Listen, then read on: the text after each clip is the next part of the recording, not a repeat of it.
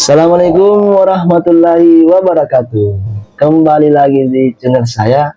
Pada video kali ini saya akan membahas 4 cara mengatasi stunting pada balita. Untuk itu jangan lupa like, komen, dan subscribe channel ini. Nah, pertumbuhan sang buah hati tidak perlu dipantau dari berat badan.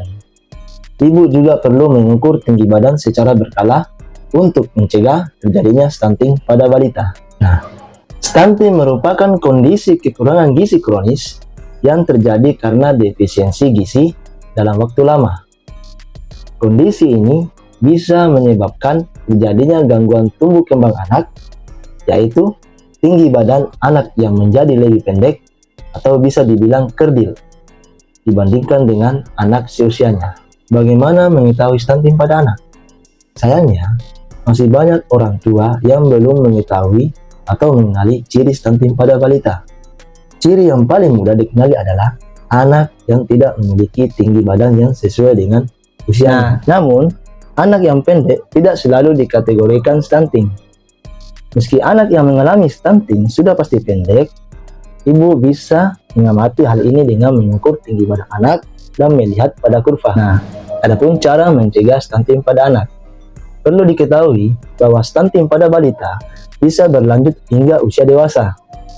Jadi, sebelum berdampak pada pertumbuhan dan perkembangan anak secara menyeluruh, kondisi stunting harus dicegah. Adapun upaya pencegahan yang bisa dilakukan seperti langkah pertama, memberikan pola asuh yang tepat untuk anak. Inisiasi menyusui dini atau IMD dan memberikan ASI eksklusif untuk bayi hingga usianya genap 6 bulan dan lanjutkan hingga usianya 2 tahun. Yang kedua, memberikan MPASI yang optimal. Bayi yang berusia 6-23 bulan memperoleh asupan makanan pendamping ASI atau MPASI yang tepat dan optimal.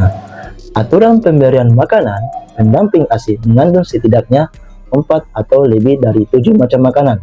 Yang pertama, umbi-umbian, sereal, produk olahan susu, kacang-kacangan, sumber protein, dan makanan dengan kandungan vitamin A.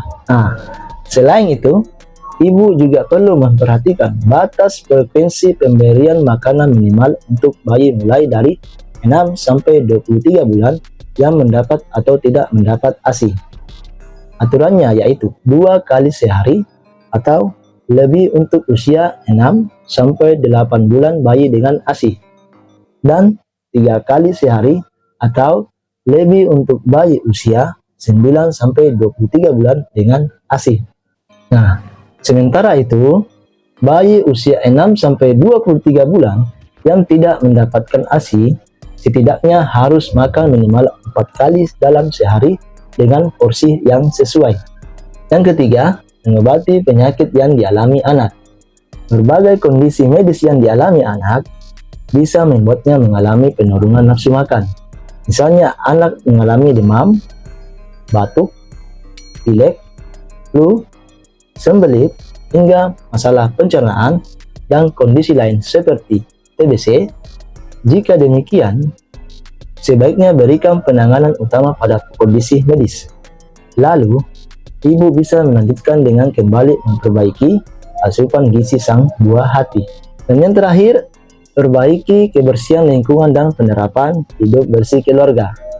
Pencegahan terakhir berupa penerapan pola hidup bersih dan sehat, baik di lingkungan rumah maupun luar rumah. Membersihkan rumah bisa membantu menunjang kesehatan tubuh anak dan keluarga secara menyeluruh. Nah, itulah tadi beberapa upaya mencegah stunting pada balita yang dapat ibu dan ayah lakukan di rumah. Jangan lupa untuk rutin melakukan pengukuran berat badan dan tinggi badan pada anak Anda.